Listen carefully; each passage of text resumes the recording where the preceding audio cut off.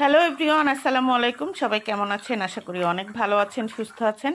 তো আজকে আমি আপনাদের সাথে একটা রেসিপি শেয়ার করব। আশা করি রেসিপিটা ভালো লাগবে। ভালো লাগলে অবশ্যই ফুল ভিডিওটা দেখবেন। আর এখানে আমি যে আলুটা নিয়েছি, এই আলুগুলোকে আমি গাছ আলু বলি। আপনারা কে কী নামে চেনেন অবশ্যই কমেন্টস করে জানাবেন। তো 4টা আলু নিয়েছি, একটা আলু ছুলেছি আর বাকিগুলো ছিলে নেব। আর এভাবে গোল গোল করে কেটে নিয়েছি। আলুগুলোকে ধুয়ে আমি একটু ভাপে সিদ্ধ করে নেব। সিদ্ধ করে এর পানিটা ফেলে দিব। আর আমি তো পানি ফেলে দেই, আপনারা কি পানি ফেলেন অবশ্যই কমেন্টসে জানাবেন। আর এই আলুটা কিন্তু এত টেস্ট হয়, আমি অনেক বছর আগে একবার খেয়েছিলাম, তো হঠাৎ করেই চোখে পড়লো, আবারও কিনে নিয়ে আসলাম। আর এটা রুই মাছ দিয়ে রান্না করব। তো মাছটা আমি ভালোভাবে ধুয়ে ধুয়ে লবণ হলুদ মাখিয়ে ভেজে নিচ্ছি। আর একটু বাদামি কালার করে ভেজে নেব। আপনারা চাইলে যে কোনো বড় সাইজের মাছ দিয়ে রান্না করতে পারেন। আমার মনে হয় বড় সাইজের মাছ দিয়ে রান্না করলেই ভালো হয়। বোয়াল মাছ আছে, রুই, কাতল, মানে যার যেটা খেতে মনে চাইবে সে মাছটা দিয়েই আপনারা রান্না করতে পারবেন। তো আমার ফ্রিজে রুই মাছ ছিল, আমি রুই মাছটা দিয়েই রান্না করছি। আর মাছটার একটা পিঠ হয়ে গেছে, এখন আমি এটাকে উল্টিয়ে দিচ্ছি। খুব বেশি ভাজবো না, কারণ মাছ অনেক ভাজলে কড়কড়া হয়ে যায়, আমার খেতে ভালো লাগে না। আপনারা যদি চান তাহলে আরও বেশি ভেজে নিতে পারেন। তো মাছটা কিন্তু আমি উল্টিয়ে দিয়েছি, দুটা সাইডই হয়ে গেছে। এখন এটা আমি তুলে ফেলবো। আর সেই আলুটা দিয়ে আমি এটা একটু ঝোল ঝোল করে রান্না করব। তো ফুল ভিডিওটা দেখে নেবেন আর বেশি বেশি কমেন্টস করবেন। পেজে ফলো দিয়ে রাখবেন, ইউটিউব চ্যানেল থেকে দেখলে সাবস্ক্রাইব করে ফেলবেন। তো রান্নাতে চলে যাই। আর মাছ ভাজার পর যেই তেলটা থাকবে সেই তেলটাই দিয়ে দিচ্ছি, কারণ এই তেলটা তো আর কোনো কাজেই লাগবে না। এখানে আমি আরো তেল দিয়ে দিলাম।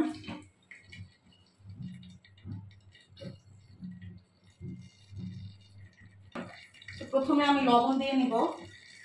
লবণটা দিয়ে দিলাম, যদি প্রয়োজন হয় পরে আবার একটু দিয়ে দিব, পরিমাণ মতো আন্দাজ করে এখন দিয়ে দিলাম। আর মাছটা হচ্ছে আমি বাটা পেঁয়াজ দিয়ে রান্না করব, এর জন্য দিয়ে দিচ্ছি বাটা পেঁয়াজ। একটু ঝোল ঝোল রান্না করবো, তো তো ঝোলটা যদি একটু একটু গ্রেভি হয় খেতে কিন্তু ভালো লাগে। তো সেই সাথে আমি রসুন বাটা আদা বাটাও সব দিয়ে দিব।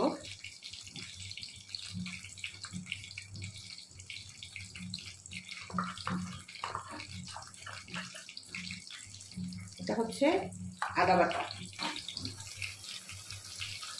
তো এটা একটু কষিয়ে নেব তেলের মধ্যে, যাতে কাঁচা স্মেলটা চলে যায়। তারপরে অন্যান্য মশলা সব কিছুই আমি দিয়ে দেবো। অবশ্য আমি মশলা পানি দেওয়ার পর দেখা যায় একবার কষাই, আবার এরকম করে পানি দিয়ে দিয়ে 2-3 বার কষাই, এমনিতেই চলে যায় আলাদা করে। এভাবে আদা রসুনের পেস্ট না কষালেও হবে। এখন আমি দিয়ে দিচ্ছি মরিচের গুঁড়া, হলুদের গুঁড়া, তারপরে হচ্ছে ধনিয়া জিরার গুঁড়া। এখানে 2 চামচ পরিমাণ মরিচের গুঁড়া দিয়ে দিলাম। আর ঝালটা আপনারা আপনাদের স্বাদ অনুযায়ী দিবেন, যে যেরকম ঝাল খেতে পছন্দ করেন ওরকমই আন্দাজ করে দিবেন। আর হচ্ছে 1.5 চামচের মতো হলুদের গুঁড়া দিবেন।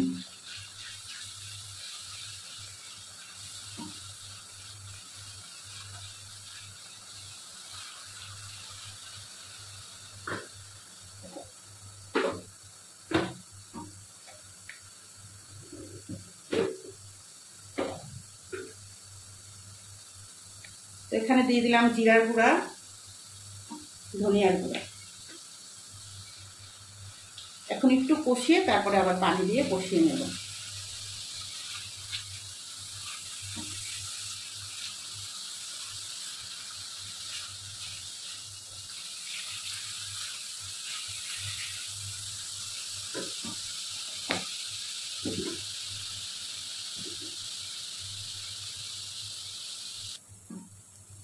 তো মশলাটা কিন্তু আমি তেলের মধ্যে খুব সুন্দর করে কষিয়ে নিয়েছি। এখন এর মধ্যে সামান্য একটু পানি দেব, পানি দিয়ে আরেকবার কষিয়ে নেব।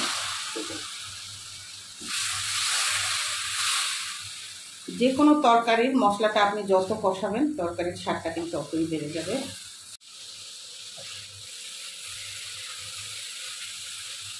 তো মশলাটা কিন্তু আমার কষানো হয়ে গেছে, এখন আমি আলুটা দিয়ে দিলাম। আলুটা কিন্তু একটু ভাপিয়ে নিয়েছি।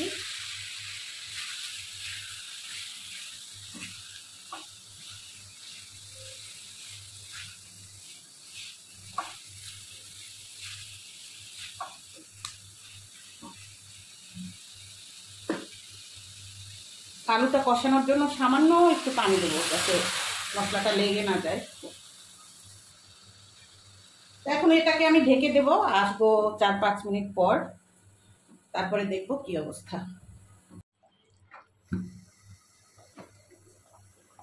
তো আলুটা কিন্তু পুরোপুরি সিদ্ধ হয়ে গেছে আর ঝোলটা অনেকটা টেনে গেছে। এখন আমি মাছটা দিয়ে দেবো। বিসমিল্লাহ।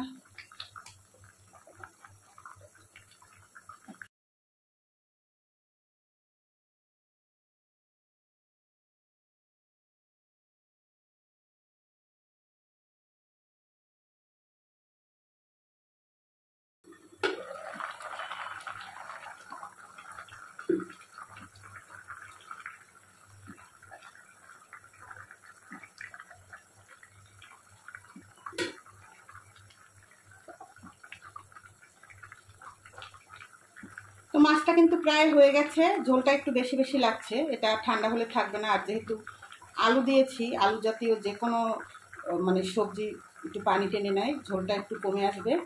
এই পর্যায়ে আমি কাঁচামরিচ দিয়ে দিলাম কিছুটা, আর দিয়ে দেবো জিরার গুঁড়া। ধনেপাতা থাকলে ধনেপাতা কুচিও দিতে পারেন। তো আমি জিরার গুঁড়ো দিয়ে দিলাম,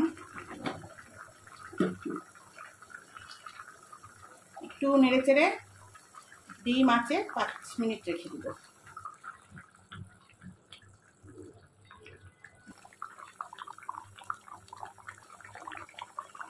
তো আমার রান্নাটা কিন্তু কমপ্লিট হয়ে গেছে। আমি উঠানোর আগে আগে ধনেপাতা কুচিও দিয়ে দিয়েছি, আর জিরার গুঁড়া কাঁচামরিচটাও একটু আগেই দিলাম। তো প্রত্যেকটা আলুই কিন্তু অনেক সুন্দর নরম মোলায়েম হয়েছে, আর একটা আলু কিন্তু ভাঙেনি। আর এই আলুটা কিন্তু খেতে খুবই মজা, বাজারে পাওয়া যায়। যদি ভালো লাগে আপনারাও একবার ট্রাই করতে পারেন। তো সবাই অনেক ভালো থাকবেন, সুস্থ থাকবেন। আজকের মতো এখানেই বিদায় নিচ্ছি। আল্লাহ হাফেজ।